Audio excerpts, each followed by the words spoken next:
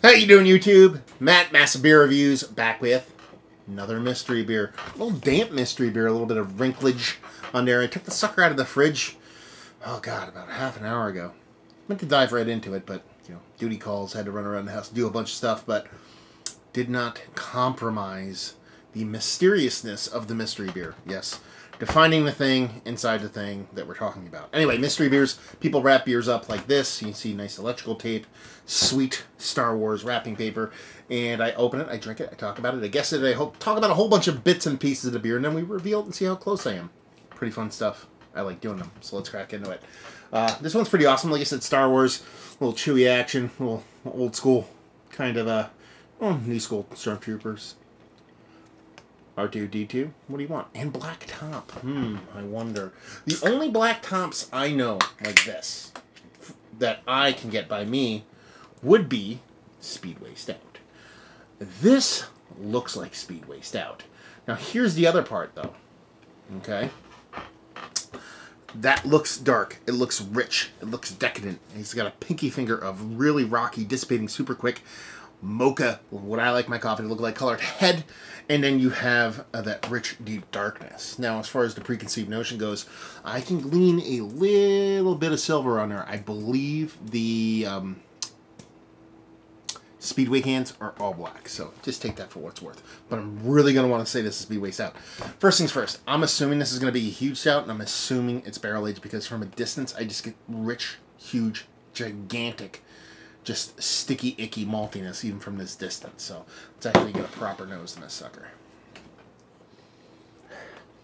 Yeah, smells like a big, huge, sweet barrel-aged beer. I might even temper the barrel-aged portion of the show. It smells huge. It has a big, huge sweetness to it. You're getting that nice, rich kind of chocolate that is kind of bakery, but with an added component of sweetness, almost like there was something added to it. Hence the kind of barrel-aged portion of the show. It comes off not like milk chocolate, but since you have that sweetness, it kind of gives you this chocolate syrup kind of vibe. I'm not getting any kind of barrel, any kind of heat, any kind of like overt whiskey tones, other than the fact that it's a big beer, it's sweet, and it's rich. And it has like a lactose vibe to it, a sweet milkiness to it. So, I mean, just from the nose, it smells like somebody's big, huge stout. Either it's a big, huge, sweet stout, or it's kind of like a barrel-aged Russian Imperial Stout. That's up in the air until we take a taste. Let's dive in. Cheers.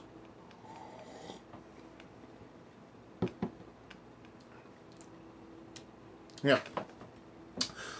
I'm going to say, hold off on that. Big, rich, roasty malts. Big, huge sweetness. A big bittering component on it. It tastes like it's like double digits, 12% plus even. But there's a sweet lactose vibe to it. There's roasted kind of coffee tones to it, but that could be just the big, huge roasted malts at play. Yeah, it's nice. I'm teetering on that barrel-aged portion of the show because it does have those kind of vibes. From the nose, from a distance, from up front to the taste, it has a barrel-aged vibe to it, other than it's missing the actual barrel. It has that whiskey component, the liquor component, the spirit component. It's just missing that barrel portion of the show. But, yeah, I'm kind of torn on it.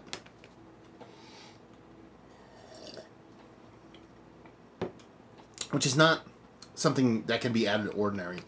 One of my favorite big, huge beers is Black Albert from Struce Brewing. And that comes off barrel-aged to me. Same thing with Worldwide Stout from Dogfish Head comes off barrel-aged to me too, especially with a little bit of time on it.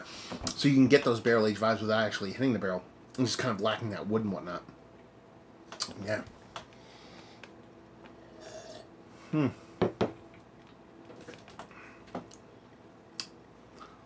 Yeah. No. Let's do it. Let's do it. Let's talk about this. It is somebody's 12% plus Imperial Milk or Vanilla Bean Stout. And I'm going to tell you, there probably was coffee toss at this. I don't feel like I'm getting a ton of coffee outside of what I normally get from the roasted malt portion of the show, but there's an added kind of fruit component to it that's outside of, like, a cherry like that kind of cherry you typically get with your big Russian Imperial Stouts, your big stouts in general. And I feel like that could be coming that fleshy greeniness you can get from a coffee bean. So, yeah. Get a little bit of soft vanilla. Could be lactose, could be vanilla, more like vanilla bean with coffee and a big, huge stout with no barrel involved. That's my guess. I have no idea what this is. Like I said, I wanted to go Speedway, but with that black top and how the beer kind of came off. But it is not that. Untitled Art Brewing. Okay, never heard of those guys before. I didn't. Well, I guess the ABV. I said 12 plus. I'm 13.5. Let's go there. And I really like it. I do. I didn't even talk about it. Sometimes that gets lost on a lot of these mystery beers. I kind of get so in tune with breaking the beer down. It just gets lost. Kind of talking about the goodness of the beer itself. So let's see how close I am. Chocolate, vanilla, maple. That's it. That's what gave me that huge component. Something outside of that cherry thing. Man, and I'm going to tell you right now. I taste it. And actually, it says chocolate, vanilla, maple, imperial stout. Angry Chair Brewing, Untitled Art. Okay, this is a big barrel-aged... or not barrel-aged, sorry. Big, huge imperial stout from Angry Chair in a can. I actually never had anything from these guys in a can before. Most of the stuff they have is just this, gigantic bottle stuff. 12% alcohol by volume. So it's close. I wanted to bump it up to 13, but I said 12% plus, so I'm okay with that. And it actually says, chocolate, chocolate, vanilla, maple, imperial stout. On the bottom here it says, it does contain lactose. So it seems like vanilla and lactose, maybe, a vanilla bean. So let's see, government warning stuff over there. And I think that's it. I don't think they're going to give you much else on there. This is canned almost about 2 months ago. And, yeah. I can't really tell what's on there. It looks like bowling balls or buttons or something. I don't know. I don't know what that is. So, yeah. It's a cool can. I dig it. The black top threw me for a little bit. Like I said, that kind of silver seam there kind of got me off the Speedway stout. It has very much Speedway vibes to it. It's really good. I mean, listen. Angry Chair knows what they're doing when it comes to the stouts. And I'm actually really excited I got to drink this in a non kind of, big, huge bottle format because, that's pretty much all I've ever had from them is these big 750s of these huge pastry stouts. Not that this is pastry stouty, not that it's not pastry stouty. It's kind of flirting those lines with that maple and vanilla, but it's still very beer at its core. I didn't really even talk about that during the review, but it has this nice, rich malt character to it that it keeps it in the beer world. So, I mean, listen, I associated it with Speedway. That's one of the best barrel-aged stouts. I keep saying barrel-aged. I don't know why. One of the best huge stouts out there, especially in the state. So hold it up to that is pretty damn good stuff. Now, I did talk about coffee in there. It's not so much that I got coffee from it. I got this extra component, this extra fruited component. I think maybe that was that maple syrup kind of tricked me on that, but I'm totally okay with what I had to say. ABV, pretty close. Beer, pretty close. Talked about vanilla.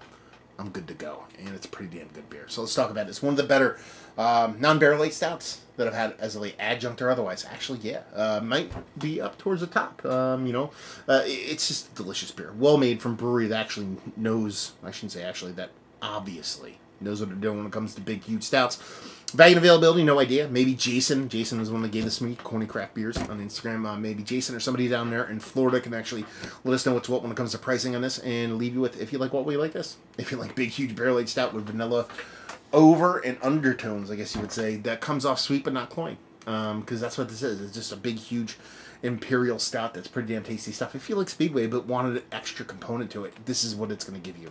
It's going to give you all those bits and pieces plus more. And it's still a beer, which is pretty important, at least to me. So there you go. Another review in the books. Hopefully you guys enjoyed it. Down there if you want to talk about it. Massive Beers if you want to check me out doing the social media stuff.